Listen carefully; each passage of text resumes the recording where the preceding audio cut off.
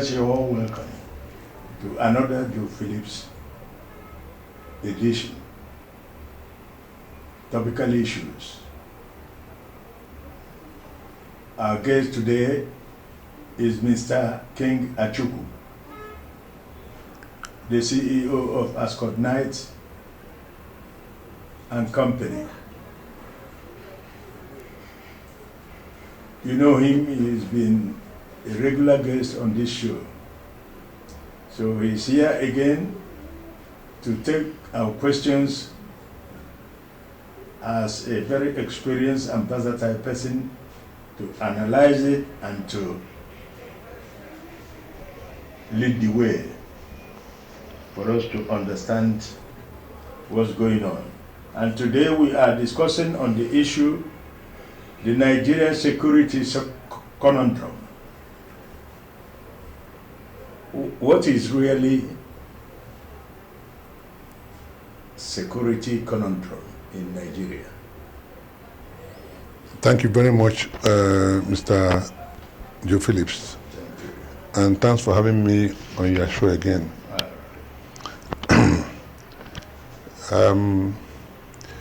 Each time I want to give an answer to a particular word, I don't want to go to the dictionary meaning. Yes.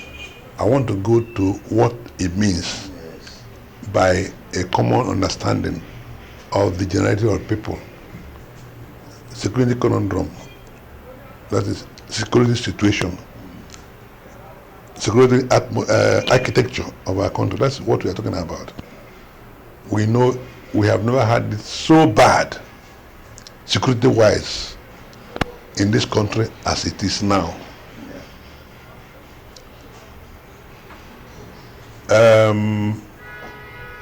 I grew up in the north, I worked in the north, and I knew when we could leave Jos for Kano or for Kaduna, anytime we feel like just to go to have party or attend events, we can leave any time of the day, we can leave any time of the night, and we'll have no issue about how to get there because we know we'll get there. Barring accidents. 1 or 2 times we've had accidents in the past, but somehow we were able to manage and we got to our destinations. But we know that now you can't even do Kaduna to Kano or Zaria to Kano, not even Zaria to Kaduna, without confronting, without meeting any unforeseen situation. Do you call them kidnappers? Do you call them bandits? Do you call them terrorists? Are they armed robbers? You see, that's a very sad situation. And we are looking at it in such a way that it looks like we're overwhelmed. We don't know what to do again. But it can't be so. We can't leave our country in the hands of bandits. So what is the solution? What can it be solved? Are we going to be living like this? God forbid.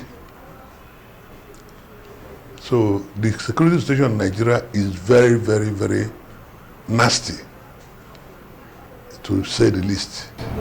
It is unacceptable by any standard anywhere in the world. And I'm sure that if we truly want to solve it, particularly from the leadership of from the political leadership, it can be solved. You see,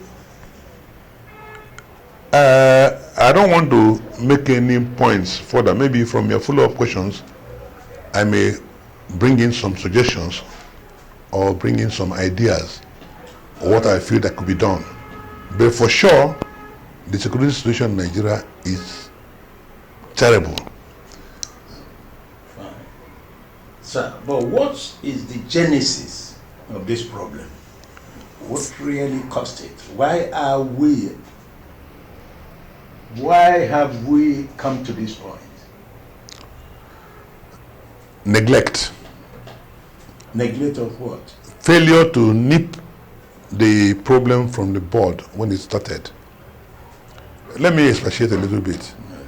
Russia, the commonest threat to Russian villagers is the bear, the polar bear. That's the commonest threat to Russian villagers.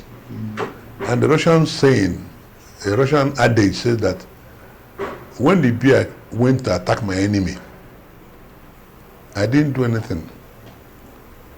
When he went to attack my neighbor, I didn't do anything. When he went to attack my friend, I didn't do anything. When the bear comes to attack me, nobody will do anything. And so what it means is that we must help ourselves in terms of emergencies, in terms of situations like this. Let me buttress it a little bit. What is the genesis of Nigeria's security problem? In the east before, west, if I say east, I mean the entire old eastern region and the entire old western region, including Midwest, which is Edo and Delta now. We used to have pockets of kidnappings and armed robbery and things like that, but the police were working hard to contain them. And many times they are getting results. Did you forget when Anini was a terror unto himself in Edo State? But eventually was dislodged. But how did we come to this sorry pass in Nigeria now? I recall in the early time of our democracy, that's in 1990, the present 50, 1999. Yes, 1999 and going forward. It started when some northern governors or northern states started to impose Sharia on the states. And when people confronted Obasanjo about that abnormally, true to type, true to what it's actually, it said that federation. If we are truly president of a federation, it is up to them to do it. But we know we are not truly president of a federation in the real word of it. And that one, he said it will fizzle out with time. At that time, they were only cutting people's hands for stealing and stuff like that. Then Boko Haram set in by a politician who empowered them to use them to win election.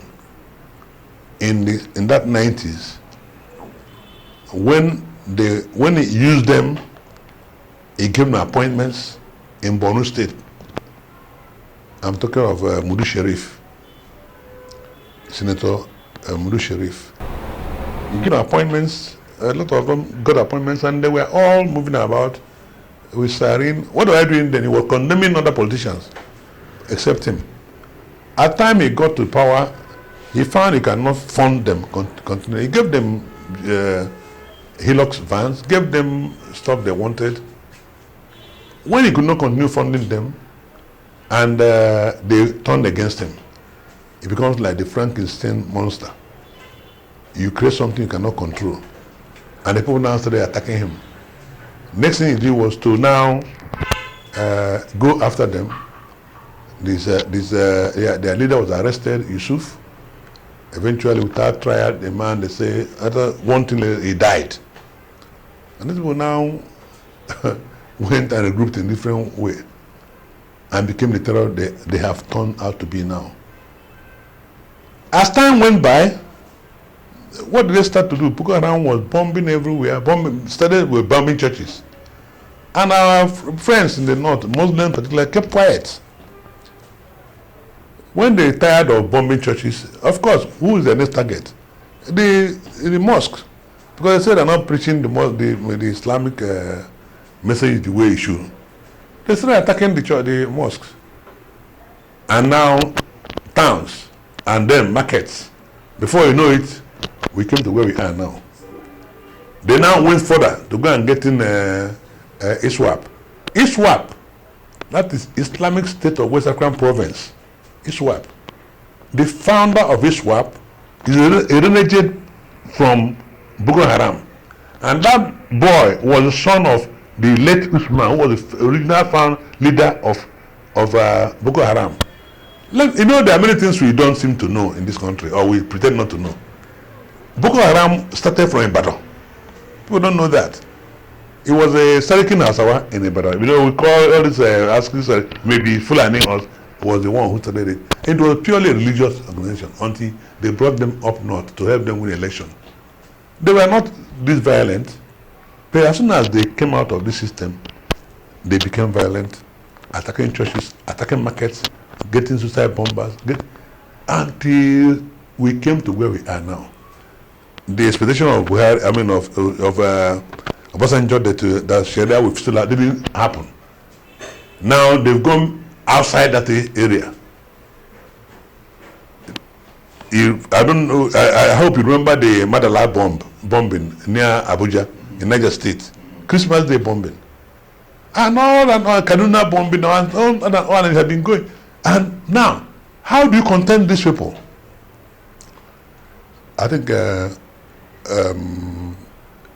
help him fight the war, I was with Jonathan Obasanjo that appointed the Hijirika as a chief of army staff. And by the time they wanted going after them, our president head of state said any attack on the Boko Haram is an attack against Islam, against their people. Are we too forgetful not to remember this thing that happened recently? Yes. And this thing continued. Today, they goes to the president's village to kidnap village head, to kidnap Emma. They nearly killed the Emma of Kano, the late Emma of Kano. And you see, once you create the monster, the Frankenstein monster, you can never control it. I hope you know the story of the Frankenstein monster. Dr. Frankenstein created a monster in a laboratory that would deal with everybody until the monster came after him. That is the story. Just like the army and the Chief Abiola. Let me come. Now, you have come to where we are now that we cannot contain this people. What do you have to do? Appoint competent people in the army and the police. Look, my respected viewers, you can never get a competent man to serve faithfully under an incompetent man. It can never happen anywhere in the world. At best, he will simply go there to answer yes sir, no sir, and goes away. But for him to fight, look, you are better than me, and then maybe you are ahead. You must be a fool to follow me faithfully. That is what's happening now. When they want to appoint, and our current crop of leaders don't help. You appoint only one people from one geographical area, one religion, to head the security infrastructure of our country.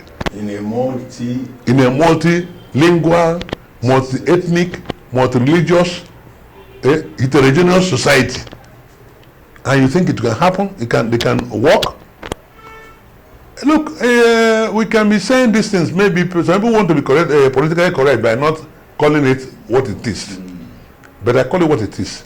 You can never get the best out of the present situation, whereby people who know the job are retired or made to serve under people who don't know the job. Because they are not from the right system. When our president became head of state, me, Kingsley Achukwu, I lived in Maiduguri. I knew him when he was military governor of Northeast State. That Northeast State now is 6 states of Borno, Yobe, Adamawa, Bauchi, and Gombe. He was former military governor of that state. I met him a couple of times in the mess, because I was a member of the mess. I wasn't in the army, but I was a member of the mess, and we go there to play tennis. I met him. I met Diabo. I met so many commanders of that, including the man who died recently, Joshua Dogonera. Because army has a way of doing things. When they are living, he didn't. When we met, he was a very perfect person. And let me tell you something that people don't know about Buhari. That's why sometimes when they say he's not the man in power, I tend to agree. Buhari, check your record, was when he came as the first military head of first time military head of state in 1984 January. Yeah? He was the first person, first head of state, to appoint Igbos to command brigades. He made late Chris Ugukwe as commander of the brigade, the amphibious, they call it the, what they call this, Octopus Brigade in Maiduguri. It was led by Chris Ugukwe. He made Cyril Iweze from, I think he's from Delta Igbo, you know, the brigade commander in Yola. I had a great party for them in my house in Maiduguri. By the way, with my being, I don't want to be sounding flamboyant. I am the first man to build a house in the GRA in Maiduguri.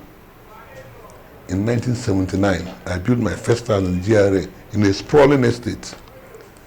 It is still there, although I sold it, but it's still there. So that's why when you're bringing development, let people develop because you won't carry it away. So I had a grand party for them in my house because first, I was happy that we are developing.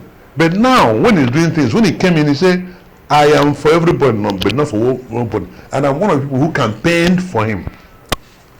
There are people I know who are falling out with him because of this thing. Even his own closest friend from Fulani, I mean, not Fulani, but core Northerners, who are falling out with him. I can tell you someone like Buba Galadima. Buba Galadima was a town engineer when I was in Maiduguri. He was the most, he's the person you expected, you will say that can never leave Buhari in his life. Find out, he has left, I know so many other people. I'm sorry to be using names like that, but until our head of state, in fact, I'm beginning to think that there are people who are using his name to do many things. Because Buhari, I know, cannot do what they are ascribing to him to do now. Let me stop so far. Right. Why can't the army, police, and so on handle the situation? I have just told you now. That's what I just told you now. You cannot handle a situation whereby the person who is giving you order, you know you're better than him. You cannot. The person of attention is simply say, okay, don't talk now. I mean, this is worldwide. This is attitude. I gave an analogy of where the slaves were riding a horse and the princes were leading the leech.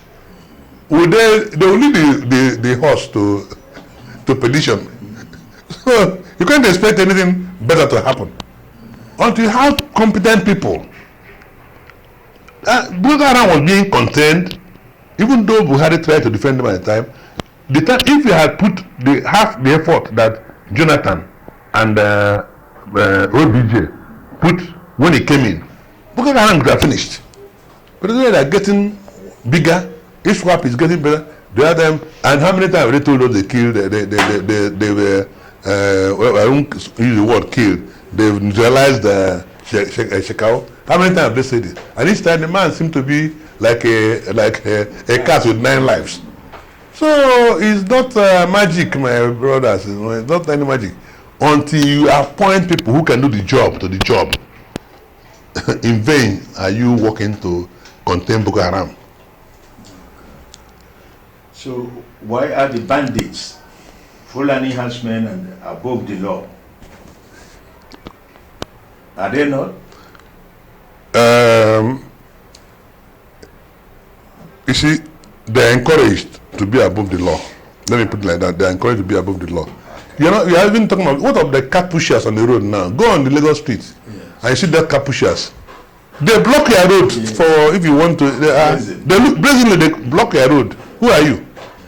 You know, go and have any altercation with a Okada man who hit you. Most probably that man is not a Nigerian. Most probably is a Fulani. And before you know, they surround you, and nobody can stop to hurt you. That's how brazen they have gotten. Because the powers that be has allowed them to take over. It's like they understand the government's disposition and body language. Yes. Look, when we were young kids in the East, growing up in the East, there's a common thing that Igbos talk about the Hausa, because we call Fulani and Hausa the same thing that time. We say it's a long time been seeing Hausa with bow and arrow, but they never shoot. It's a common adage Igbos use. Every time I see a Hausa man with a cow with bow and arrow, he never shoots it. But today, we know they are not Hausa Fulani, they are Fulani. Now the Fulani doesn't carry bow and arrow; he carries AK-47, brazenly on the street, and you dare not query him. So this is the situation we are in now. Have you heard of any AK-47 wielding herdsman caught anywhere or tried?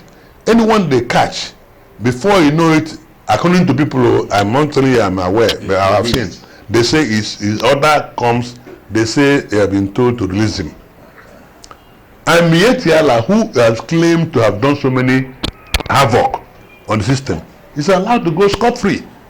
They say all the things they talk, and nobody has asked the leader who is known to account for the language, the statement he's making.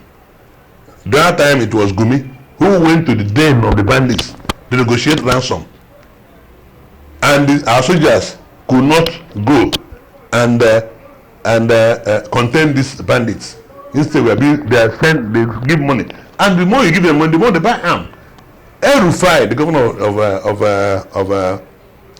Kaduna State, was quoted to have said that this banditry and kidnapping among the Fulani will never stop. How can it stop with the Fulani man who makes about 100,000 a year from his cow business? Now he's making millions of naira on one kidnapping. How can it stop this thing? We encourage them. The more you give them, the networks that are washed with people they've seen, young people talking how they go to Niger to buy uniform for this thing, these people, is everywhere. Is it that we cannot contain them? The point is that we are not willing, we are not ready. We simply want them to continue.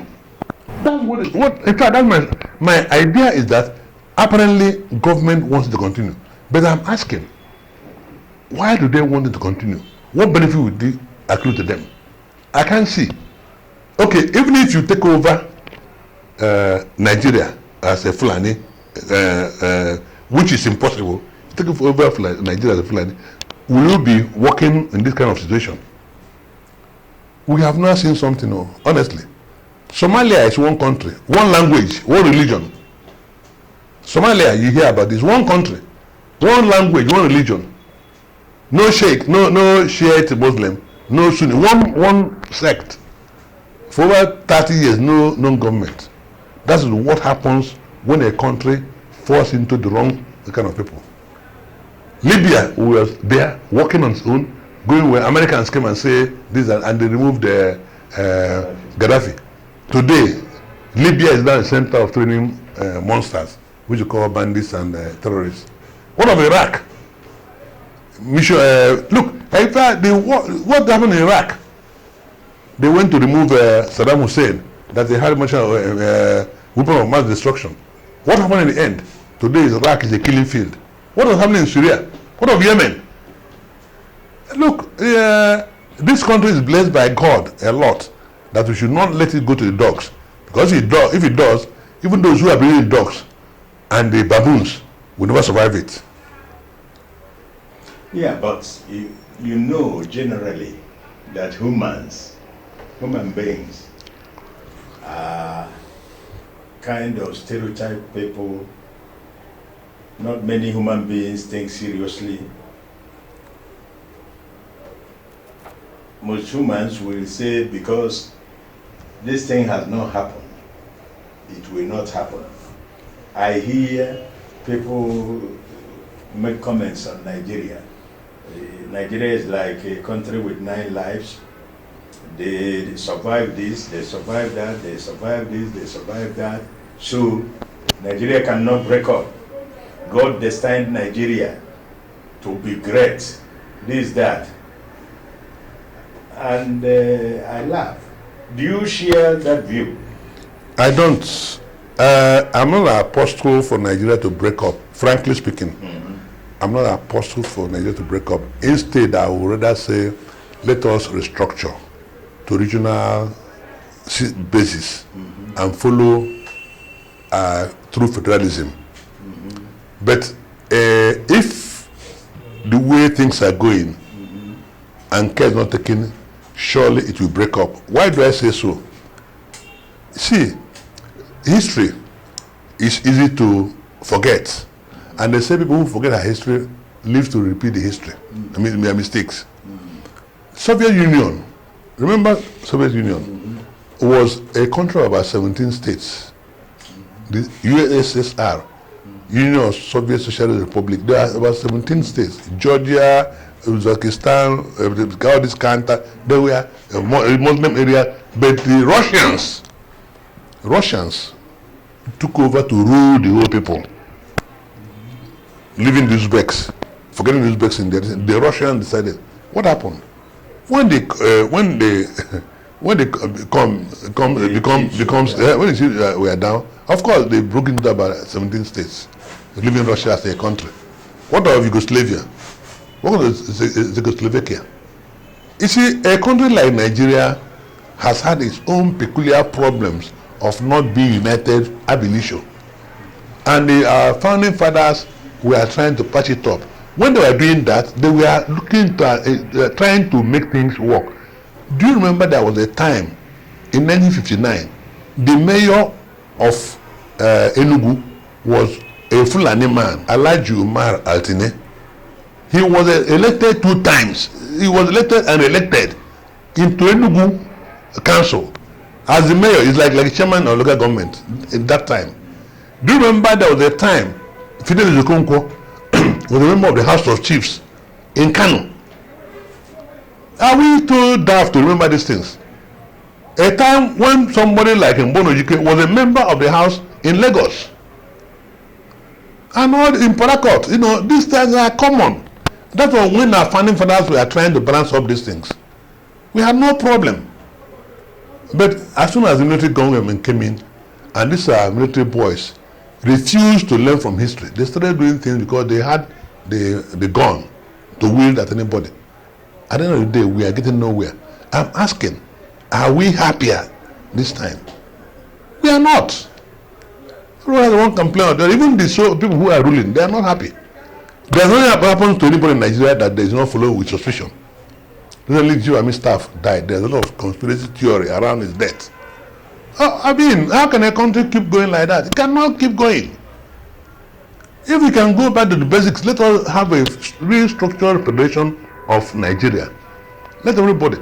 This oil that people are worrying about, in a few years' time, this oil will be nothing again. In a few years' time, Japan has developed a car that runs on oil. You understand? Japan has developed a country that runs on water. People have developed cars that run on a battery, no gasoline. So people are working hard to change the consumption of oil. When oil was imported in our country about 50 years ago, how many were we? Less than 100 million. When Gowon was in power, 1970, 71, we are less than 100 million. Today we are 200 million people, and the oil fortune is dwindling. How can you say? And we are not. Are we doing correct census? Huh? Are we? Whether you are doing correct census, we estimate the population growth. I don't want to go into the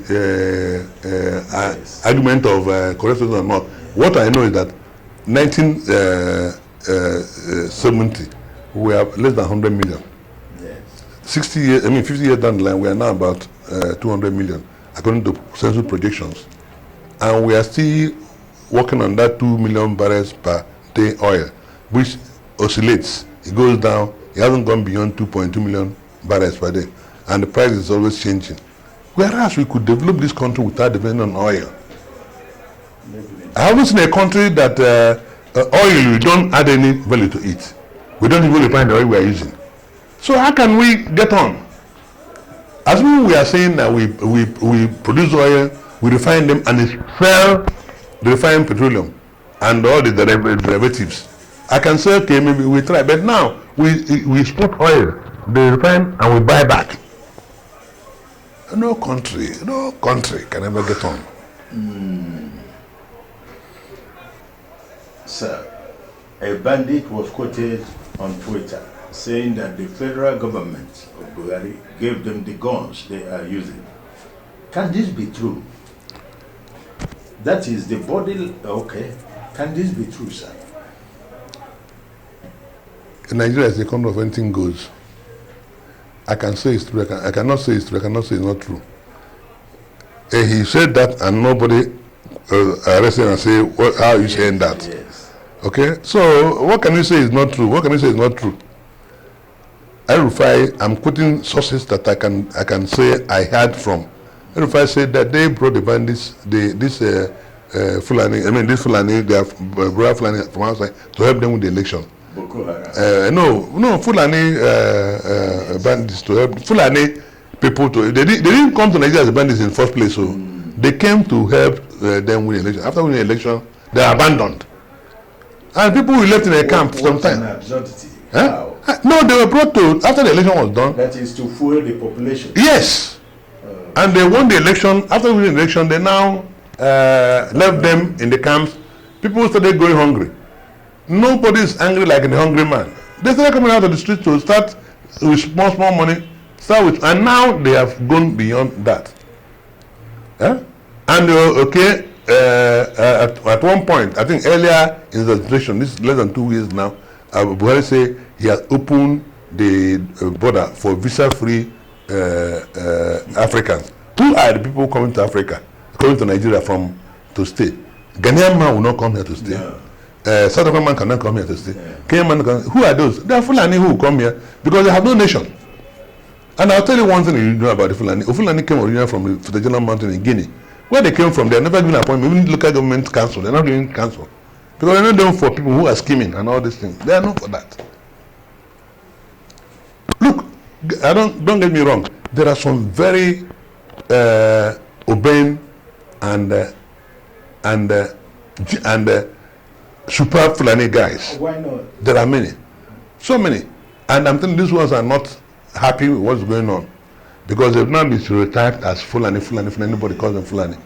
But the point is that there's no way they're calling their brothers to order that this is excesses. In Igbo land, in the meeting, in the Igbo culture, somebody will bring certain things. The community will call them and say, the community, the chiefs. I mean, not the chiefs. Somebody will call them and say, look, things we are doing that we are here. It's not our culture. It's not our way. Nobody has done that within them. So they feel they are right. And they're getting away with it and nobody queries them. That's our situation. And that is sad. Sir, this leads me to another question. What is your thinking about the British people and what is happening in Nigeria? Not the British people, the British government. Yes. Time we tend to blame the British for our woes. And I say to myself, are we children? There's a point you reach, you say, look, no, these people are misleading us. They played on the diversity of our people and give some people advantage of their own. But their point will come, is this helping us? My point is that that should be the question of no, if you check that this is not helping honest people that believe it. Look, you ask yourself, this thing we are doing now, even this advantage you are getting now, is it helping us? You do exams. You say the man from Abia, from Edo, from Oyo should get 250 to qualify. Okay, they struggle. People who go to 230 are disqualified. But you give the person in Zamfara to make 30 or 40 to qualify for the exam. Oh my God. And what do you think the output of such a person will be? Give him everything. Give him. Look at the kind of bumbling our AG is doing, Attorney General is doing. Look at the kind of bumbling he's doing. Equating spare parts dealer with a Fulani herdsman. I mean, can you expect that from somebody who went to school? Huh? Has any spare part dealer carried gun to drive the landlord of his house and say, I must stay And here? they are paying rents. And no, I'm just saying, has any statesman driven out the landlord of his compound, of his shop, that you must live here or I kill you? I saw a cartoon at that time when they showed the so-called spare parts dealer. The car he had there was all the legs were spanner and spare parts on the legs, and the man was carrying RPG, that's a machine gun, into the farm to destroy farms. They say this is the typical Igbo sales spare parts dealer. You know, is it happening? Oh no, we should tell. Look, at a time I'll ask myself, the worst thing the person can do to himself is himself lie about himself. That's the worst thing you can do to yourself. The worst thing you can do to yourself is to tell yourself lie about yourself. Yes. Because when you start doing that, you can never know that you need to improve. You need assistance to improve yourself. You begin to see yourself as, Okay. Sir, what other proof do we have of government involvement? Now they are calling on the world for assistance. What do you make out of it? Have they really called the world for assistance? Yes, from what we read in the paper. You see, I don't know your source, but let me hope it is true, and let me hope that call is sincere. Because there's no point, Igbo would say that you send somebody with a lot of salt to go and deliver. As he leaves the house, you now invoke the rain on him. If you, look, I read a program. I read one time a British man said they were mercenaries that were sent to come and help clear the Boko Haram during Jonathan's government. And they had planned everything. They came from South Africa. Mercenaries, their job, they know. And they came and they were about to do that. Suddenly they were recalled and they were paid and they went away. Remember, there was a story about the late Chadian head of state, Debi, who is a general like our head of state, retired general, who drove the people, led his troops, who led his troops and drove them to the Nigerian border. I was waiting for people to come, and the man told Shekau, don't attempt to come near, because they killed about 13 soldiers of Chadian soldiers. The man said, they told him, don't attempt to come near us again. If you do. And the man was in our territory for how long?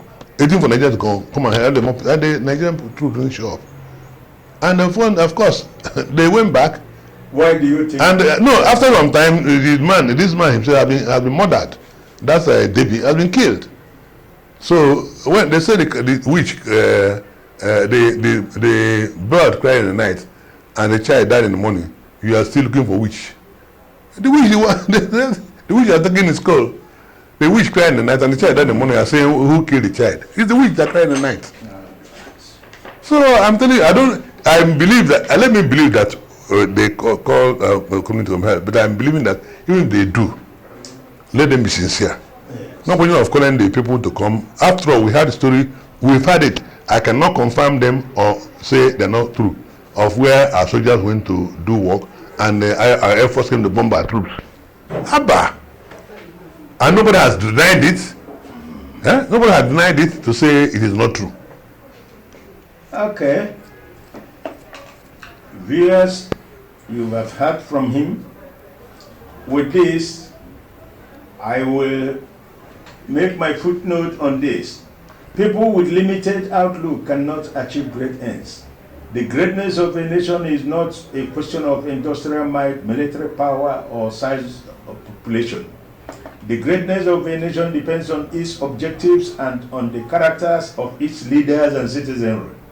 The nation is truly great that finds the answer to the divisions that beset her. Thank you. I, Joe Phillips, is signing off.